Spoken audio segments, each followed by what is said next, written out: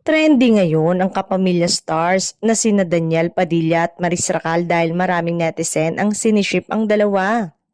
Sa nagdaang episode ng Showbiz Update ni OG Diaz kasama sina Mama Loy at Tita Jegs, napag-usapan nila ang mga post ng netizen sa pagtatambal ng dalawa. Sa katunayan, kalat na sa social media ang mga larawan ng video clips ni Maris at Daniel together na masayang nagtatawanan. Ang dami nilang ebidensyang mga pictures at videos. At yung iba naniniwala na may chemistry ang dalawa kapag sila ay gumawa ng project, saad ni OG. Yung mga tinginan nila noong sila ay nag-show sa London, yung mga bulungan nila, tapos yung mga harutan ni Maris at Daniel. Eto ay nagsimula sa incognito, syempre naging close naman yung dalawa tapos nagkasama pa sa London kasama si Morissette.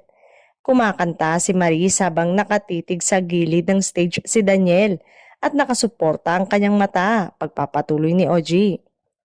Nabanggit rin nila ang pangalan ni Anthony Jennings na siyang ex ni Maris at ka-love team na sa ngayon ay wala pang inilalabas na pahayag hinggil sa pag-ship sa dalawa niyang co-star.